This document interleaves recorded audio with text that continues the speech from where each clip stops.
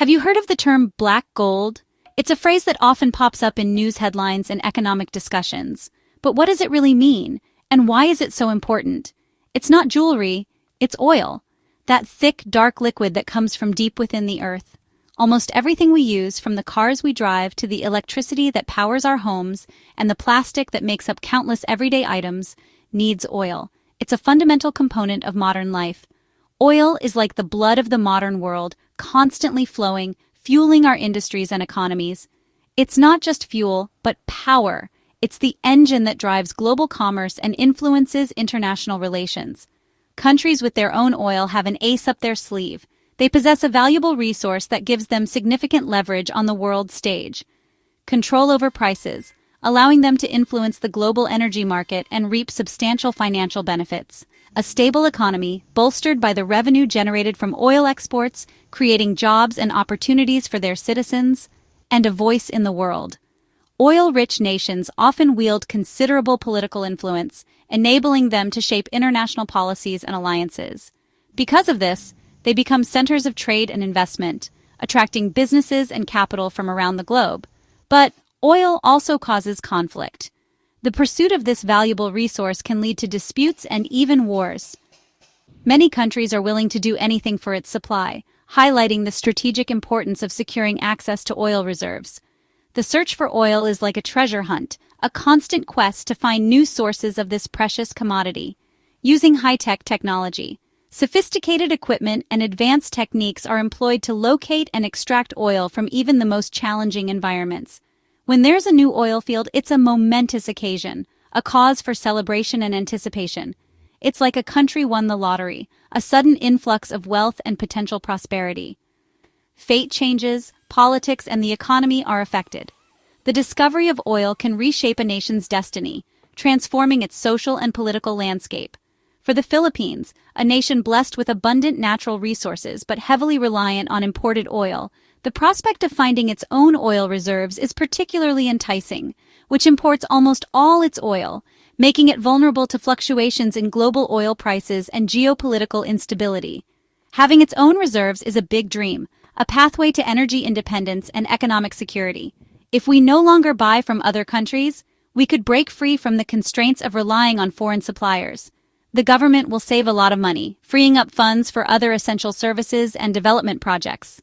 Money for schools, improving the quality of education and providing opportunities for future generations.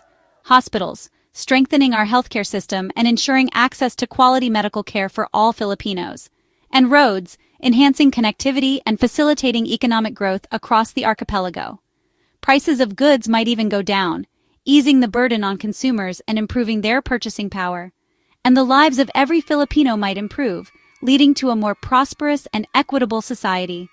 So when the news of a big oil discovery, a potential game-changer for the nation, in our backyard came out, sparking widespread excitement and speculation, the excitement and hope were undeniable, a collective yearning for a brighter future.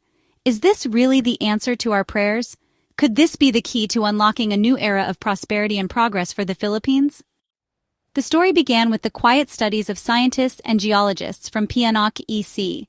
Using the RV Malampaya Explorer, they conducted a seismic survey in the ocean, like an X-ray of the seabed. In 2024, they noticed a bright spot in western Palawan, a sign of a large oil deposit. They sent robot submarines to take samples and confirmed the high quality of the crude oil. At first, the news was a secret. Verification from international experts was needed. After test drilling in May 2025, the president announced a world-class oil reserve, the Sampaguita oil field. It was met with applause and hope. This wasn't luck. It was the result of years of effort and investment in technology. The Sampaguita oil field showed the excellence of Filipinos in scientific research. But now, the challenge is how to make this wealth benefit everyone. The whole world is watching the Philippines. How big is the Sampaguita oil field? It's estimated to have 5 billion barrels of oil. If you lined up all those barrels, they would circle the world many times. At current prices, its value is hundreds of billions of dollars. The Philippines consumes 400,000 barrels per day, almost all of it imported. If we can get 100,000 barrels per day from Sampaguita, our imports will immediately decrease by 25%. In the future, we might even export oil. Its size can be compared to major oil discoveries in the world, possibly a game changer for Southeast Asia. It's not just about money, it's about energy security and more affordable transportation prices.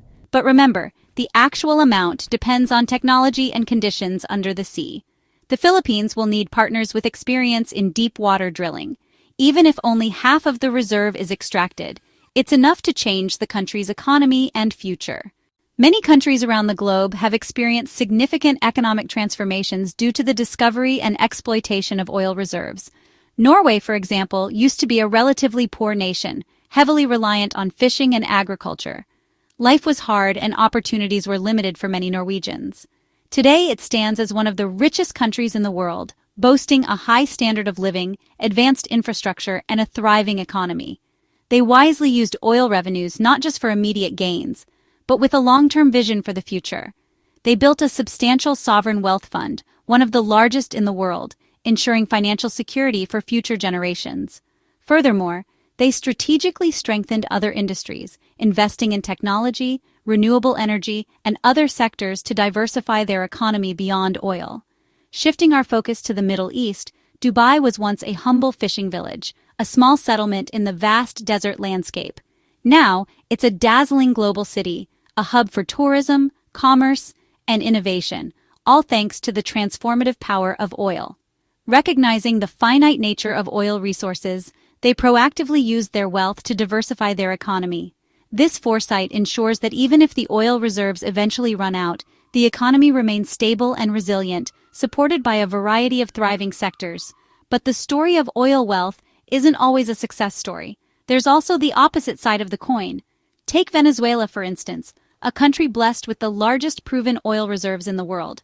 Tragically, it collapsed into a severe economic crisis due to widespread mismanagement, corruption, and a lack of diversification. When global oil prices dropped, the country's economy, heavily dependent on oil revenues, suffered a devastating blow. Nigeria, too, is a nation rich in oil resources. However, the vast majority of its people haven't felt the benefits of this wealth. Instead, the oil wealth has been concentrated in the hands of a select few, exacerbating inequality and fueling social conflict. The crucial lesson here is that oil wealth is not an automatic solution to poverty or a guarantee of prosperity. The potential discovery of the Sampaguita oil field presents both a significant opportunity and a profound responsibility for the Philippines. It needs careful and proper management, transparency, and accountability to ensure that it becomes a blessing for the nation rather than a curse.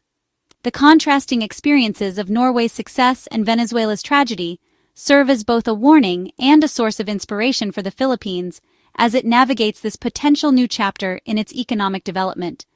The ultimate goal should be to ensure that the wealth generated from this resource benefits everyone, uplifting communities and improving the lives of all Filipinos, not just a privileged few. Ultimately, it's in our hands, the hands of the Filipino people and its leaders, how we choose to use this potential blessing for the betterment of our nation. When the Sampaguita oil field was announced, the world waited for China's reaction. They released a statement. There should be cooperation in the South China Sea, but the tension was palpable. China is the largest oil importer. Their economy is always thirsty. The Philippines as a new oil player is a threat to China's influence in the region. If ASEAN countries buy oil from the Philippines, their reliance on China will decrease. The Sampaguita oil field is within the Philippines' EEZ, but also falls within China's 9-dash line. For China, this is a challenge to their historical claims. They sent more Coast Guard ships near the oil field, a sign of presence and disapproval. The balance is delicate. The Philippines has rights, but China's force is stronger. Every move is watched because one wrong step could lead to greater tension. The South China Sea dispute is not a recent phenomenon. It has a long and complex history, a history marked by shifting geopolitical landscapes, evolving international laws, and competing national interests.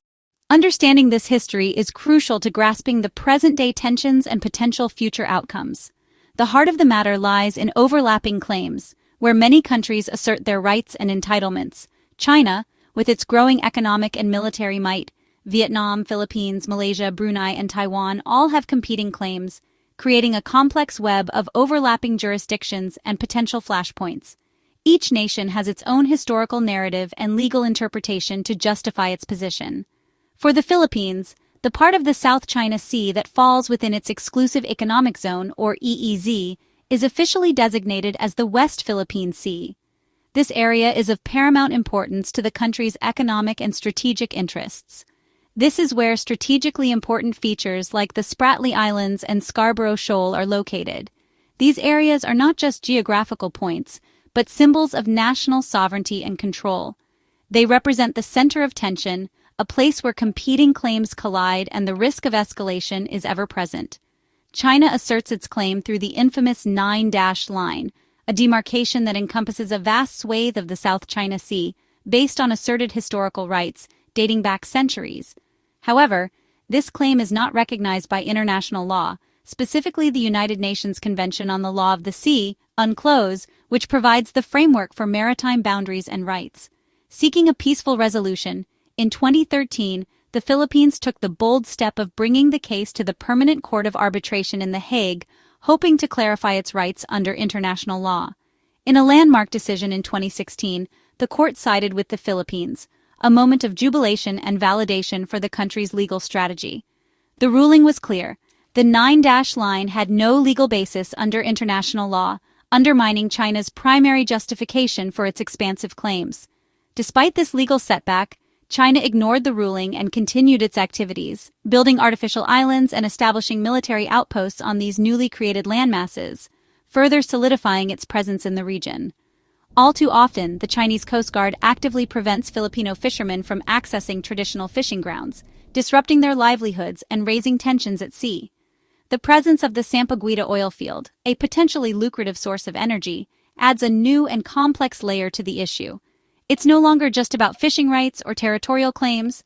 It's about tangible wealth and resources that are being fought over, raising the stakes for all parties involved.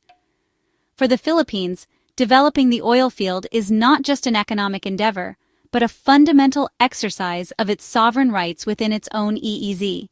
It's also a direct consequence of the favorable ruling in the arbitral tribunal, reinforcing the country's legal standing in the region and its right to exploit its natural resources. For China, preventing the Philippines from developing the oil field is a test of their determination to defend their expansive claim and assert their dominance in the South China Sea. With each passing day, the stakes are rising for everyone involved, increasing the potential for miscalculation and conflict. The central challenge: how do we as a nation effectively protect our rights, safeguard our wealth, and ensure a peaceful and prosperous future in the West Philippine Sea? The South China Sea is one of the most important waterways in the world. 1/3 of global trade passes through it. Trillions of dollars worth of goods pass through every year. Control here means great influence. Not only neighboring countries are interested, even the US, Japan, Australia, and Europe have a stake in freedom of navigation. The US Navy regularly patrols to show that they do not recognize China's claim. Aside from trade, it's also rich in natural resources, billions of barrels of oil and trillions of cubic feet of natural gas. The Sampaguita oil field is confirmed wealth. That's why the interest of countries and international oil companies has intensified. This attention could give the Philippines more allies and support. Did you know? Oil comes from the remains of plankton that lived millions of years ago. That's why it's called fossil fuel. The first oil well in the world was built in China in the 4th century, using bamboo as a pipe. The South China Sea is very deep, over 5,000 meters at its deepest part. Extracting oil here is a big engineering challenge. It requires special oil rigs and robots. The Philippines already has experience in oil production. The Malampaya gas field supplies 20% of Luzon's electricity, but Malampaya is running out, so the Sampaguita oil field came at the right time for our energy security. The Sampaguita oil field has opened a new chapter for the Philippines. We are at a crossroads. There's a path to prosperity, our own oil, a stable economy, and wealth for everyone. But there are also risks: resource curse, corruption, and tension in the West Philippine Sea. The challenge: how to divide and use the wealth properly? It needs smart negotiation, a transparent system, and strong diplomacy. The story of the Sampaguita oil field is just beginning. The future is in our hands. Let's watch this story, because the future of the Philippines depends on it.